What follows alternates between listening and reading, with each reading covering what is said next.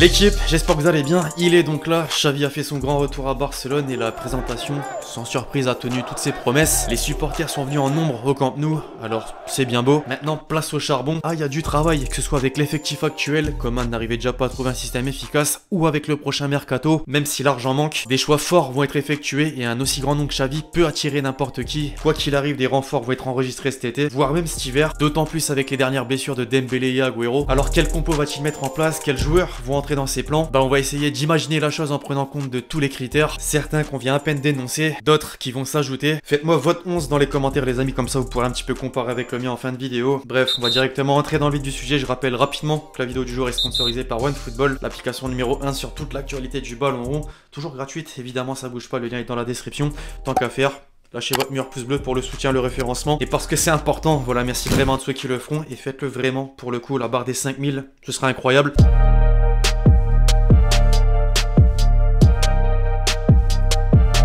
J'ai remarqué que parmi tous les supporters du Barça, la patience est un mot difficile en ces temps. Des grands noms du club sont associés au terme finito, il y a vraiment cette envie de passer à autre chose, et c'est normal. Or, le technicien a été clair dès son arrivée, les anciens de la maison, amis, repartent certes de zéro, mais devront être des leaders. On voit à peu près de qui il parle, à commencer par le gardien, Ter Stegen. Il est dit en ce moment que Newcastle s'est penché sur son cas, le club le plus riche du monde vient d'ailleurs d'annoncer son nouvel entraîneur, mais évidemment l'Allemand devrait garder son poste dans la nouvelle grande révolution. On peut presque dire la même chose pour certains éléments de la défense, justement on y vient, couloir gauche, Jordi Alba. Depuis le départ de Messi, les critiques fusent à son sujet. On lui reproche souvent d'avoir du mal à trouver ses coéquipiers dans la surface, notamment sur ses centres. Il devrait néanmoins rester une pièce maîtresse. De l'autre côté, première surprise entre guillemets, dans le sens où Coman avait complètement bousculé les choses en le faisant jouer attaquant droit pour pallier notamment à la blessure de Dembouz. Dest, bon malheureusement il vient à son tour de rejoindre l'infirmerie. Le club a balancé un communiqué sans pour autant avancer une durée d'indisponibilité. On met ça de côté, on fait en sorte que l'effectif est au complet. Je pense qu'on est tous d'accord sur le fait qu'il est l'une des belles pioches du FC Barcelone depuis son arrivée en 2020. Entre vitesse, dribble, grand dribbleur, passe, grand passeur également. C'est un joueur très polyvalent, en atteste justement le fait qu'il ait joué en tant qu'ailier et en tant qu'arrière. Voilà, il est capable d'apporter sa pierre à l'édifice. Dans l'axe, maintenant une pépite que Xavi veut prolonger et intégrer à son projet,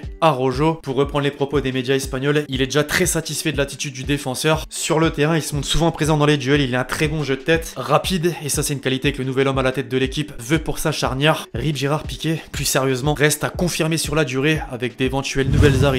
Les rumeurs, bah on les connaît. Koundé, par exemple, avec le gros chantier en défense, ses dirigeants cherchent des renforts. Le français fait partie des pistes, selon le journaliste de Erachi Uno, Gerard Romero. Il pourrait rapidement devenir une priorité, au cas où ça ne fonctionne pas avec ceux déjà présents. On a aussi parlé, un peu moins certes, mais quand même d'Aymeric Laporte. J'y crois beaucoup moins. D'autres tricolores sont visiblement sur la sellette, je pense à l'anglais et Umtiti. C'est ce pourquoi on va compléter cette défense, non pas avec les Frenchies qu'on vient de citer, ni avec Piqué, mais plutôt avec Eric Garcia. Les fans croient, pas tous, en sa capacité de devenir le patron de cette ligne de 4. L'histoire serait d'autant plus belle qu'il est un produit de la Masia. Si on regarde les dernières semaines, c'est sûr, il y a de quoi avoir peur, mais c'est vraiment un joueur doté d'un grand potentiel. Ses caractéristiques sont typiques du style barcelonais. Il relance proprement et anticipe avec intelligence. Reste à travailler dur et prouver qu'il mérite sa place. On monte d'un cran avec les milieux. Le premier d'entre eux, on ne le présente plus, Sergio Busquets, un grand ami de Xavi. On se souvient tous de cette époque. Ils jouaient ensemble à leur meilleur niveau et se retrouvent désormais. L'histoire est belle d'un côté déjà, mais c'est aussi un avantage. Celui qui vient de quitter Al Sadd compte sur lui et pas que. Piqué, Alba ou même Ter Stegen, il va être une pièce centrale selon moi, comme avec l'Espagne dernièrement. C'est pas pour rien qu'on lui a décerné le titre de meilleur joueur du Final Four de la Ligue des Nations. Voilà, on a fait le tour, inutile d'en rajouter. On a évoqué des rumeurs juste avant, continuons sur notre lancée avec Pogba. Ça paraît un peu gros, ça l'est toujours d'ailleurs. Cependant, si on en croit une révélation faite par le site ESPN, Mino Raiola, son agent, vous le savez, aurait proposé ses services au FC Barcelone, après l'avoir courtisé par le passé sans jamais réussir à l'attirer au Camp Nou. Un accord n'est pas à exclure si jamais les deux parties acceptaient des concessions. Aux dernières nouvelles, Manchester a en plus dit stop aux discussions quant à la prolongation de son contrat. Poursuivons donc dans le secteur. Au fait, j'ai pas précisé, je pense qu'il n'y avait pas forcément besoin, mais Xavi devrait aligner un 4-3-3 à côté du grand simulateur.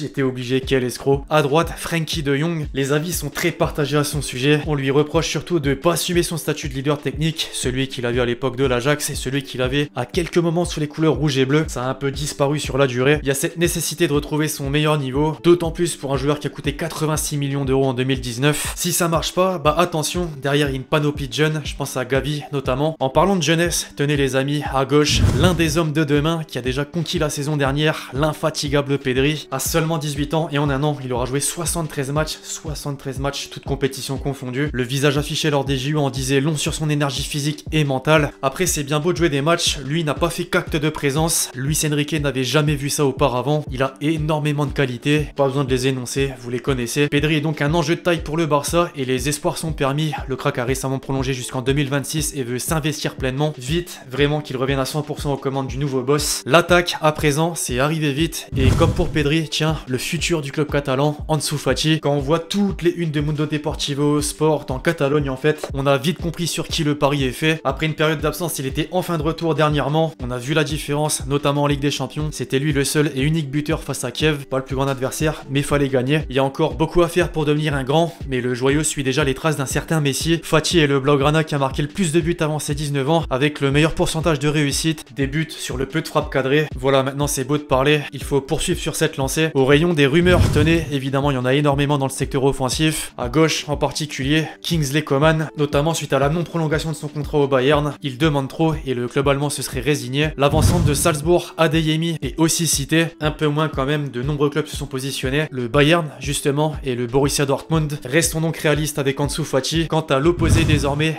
Dembélé, si on oublie ses blessures, forcément, il les enchaîne depuis son arrivée. On le compare carrément à des Gourcuff Diaby. Si on en arrive là, c'est que ça craint vraiment. Xavi, en tout cas, est persuadé qu'il peut revenir au plus fort. Ce qu'il a dit à son sujet d'ailleurs, c'est incroyable. Je cite, pour moi, un Dembélé au top peut être le meilleur à son poste, une star mondiale. Une star mondiale. On l'espère tous, plutôt que les recrues potentielles. Je pense à Dani Olmo. Ça fait très longtemps qu'il est dans le viseur. On se souvient de l'été dernier. Mais pas que. Le joueur serait intéressé et le dossier pourrait se rouvrir. Il y a même un plan B derrière ça. Pareil, ça a fait le tour en Espagne. Sterling, il est vraiment question de son avenir à Manchester City et il a pas caché ses envies d'ailleurs. On peut ajouter une autre cible à ça, un peu moins probable, mais Anthony, l'une des révélations de l'Ajax cette année. Le problème, c'est la concurrence. De nombreux clubs le veulent. Bref, passons au dernier poste, l'un des plus importants, si ce n'est le plus important. Buteur, a priori, ce sera Memphis Depay. Personnellement, j'ai été surpris à son arrivée sous les ordres de Coman. Je m'attendais à voir un flop. Au final, c'est peut-être lui qui a le plus apporté au sein de l'effectif. Avec le temps, ça s'est un peu dégradé, mais comme l'équipe au complet, j'ai envie de dire. Il y a Agüero en bagage qui est blessé et un gros transfert en vue. Haaland, j'avoue que j'ai du mal à comprendre comment est-ce qu'on peut être aussi optimiste chez les médias espagnols. Plus le temps passe, plus son nom se rapproche du Barça, à tel point que le vice-président du club a abordé le sujet. Nous verrons ce que nous pouvons faire, sans perdre de vue le fait que nous voulons toujours avoir le meilleur, et Haaland est l'un des meilleurs joueurs au monde. Trouvons l'argent. Paris, par exemple, aura pas de problème là-dessus. Alors voilà, l'équipe du Barça version Xavi. Les amis, dites-moi un peu ce que vous en pensez dans les commentaires. Si je suis réaliste ou pas, en prenant compte de l'effectif actuel, des transferts potentiels, enfin bref, de tout ce qu'on a pu aborder aujourd'hui. Je vais finir sur une phrase que Xavi a balancée lors de sa présentation au Camp Nou. Mon premier défenseur est l'attaquant et mon premier attaquant est le gardien de but. C'est la philosophie Cruyff, tout dépend de chacun. Bref, voilà l'équipe tuto pour cette vidéo où on a tenté d'imaginer la composition d'équipe probable de Xavi, désormais aux commandes du Barça. Ce qui n'est pas facile tant la situation du club est compliquée. Mais voilà, on l'a fait, j'espère que la vidéo vous a plu, je compte sur vous si c'est le cas pour lâcher votre meilleur pouce bleu, c'est important. Donnez-moi votre avis dans les commentaires, puis d'ici là, on se retrouve très vite sur la chaîne pour de nouvelles vidéos, c'était Lexi. Ciao ciao.